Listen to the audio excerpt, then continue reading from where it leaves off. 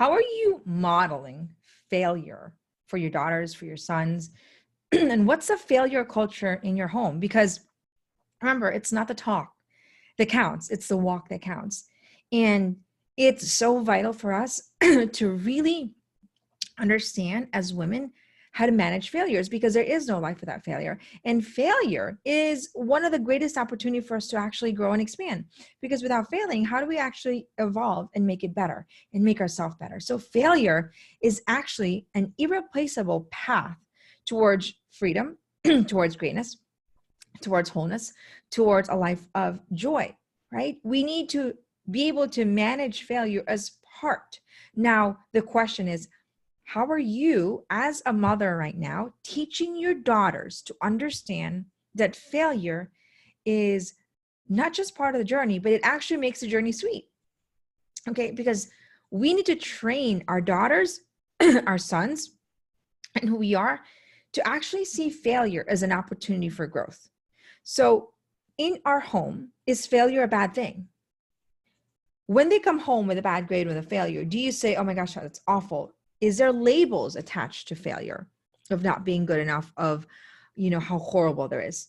When it comes to failure, do we have a passive aggressive attitude when our children fail? Do we not let them work in the kitchen because it looks a lot like a hot mess before they actually learn? The kitchen is the most, I would say, clear and simple way for us to actually teach our children failures without the collateral damage. Because when do they learn to fail and learn from it? Not when they're 12 or 13 or 18. They should learn at 2 or 3 or 4 or 5 or 6 incrementally, so that when it comes to major and big decisions with massive consequence, they know how to manage failures, and they practice their competencies and how to think through all the different ways they can manage their mind in the process of trying to do something. So in the kitchen, it's awesome when you're like, okay, that egg should have been cracked in the bowl and not outside the bowl. But guess what?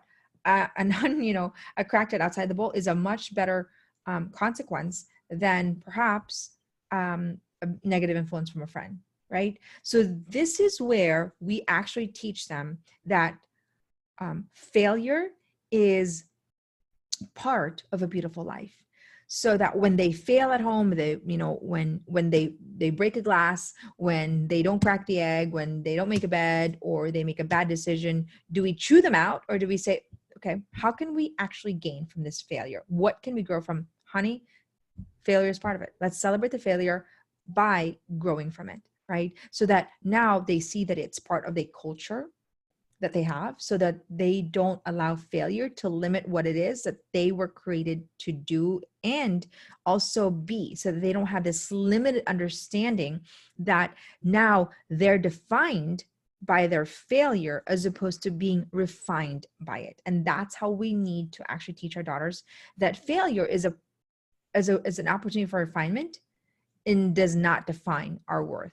So when you talk to your daughters, tell them that failure is the greatest opportunity for growth. We do this thing in our home called the GFG, which is, we do it every dinner. My 2-year-old can do it. Now she's 3 actually. And it's gratitude, failure, and growth, which means that we go around the table at dinner. Dinner is very sacred for us. And so we try to do as much as we can, have dinner together. And every dinner we sit down and we talk about, okay, what are you grateful for?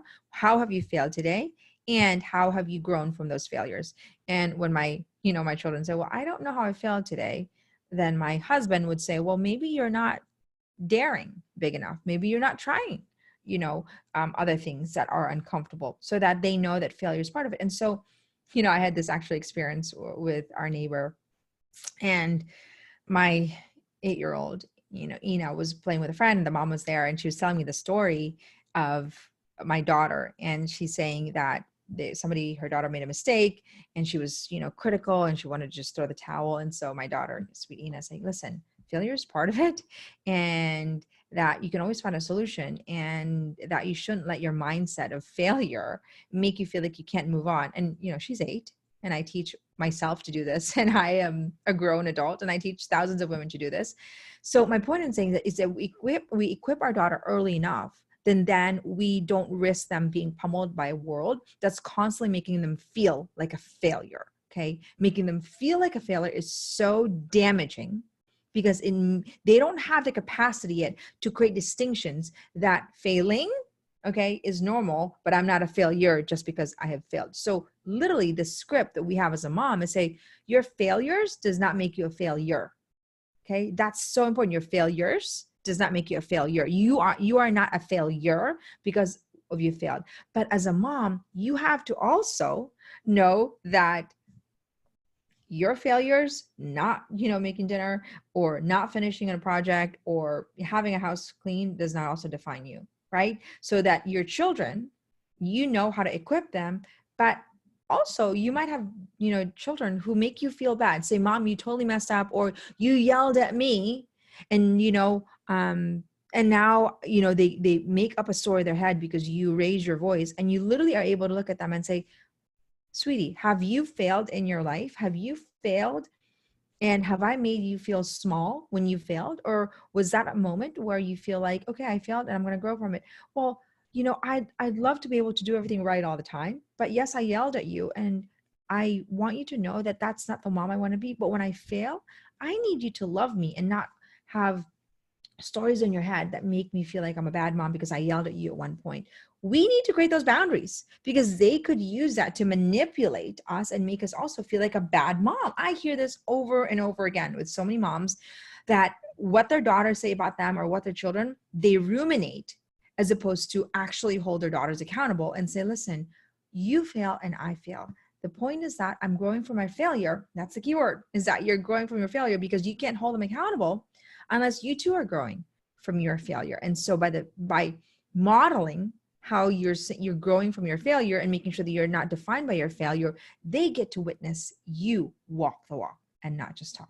So go out there, ladies, and train our failure muscle so that you can model for them what it's like to dare greatly, choose to be the woman that we're created to be, and knowing that failure is going to be peppered all throughout the journey. But really, that's what makes the journey sweet.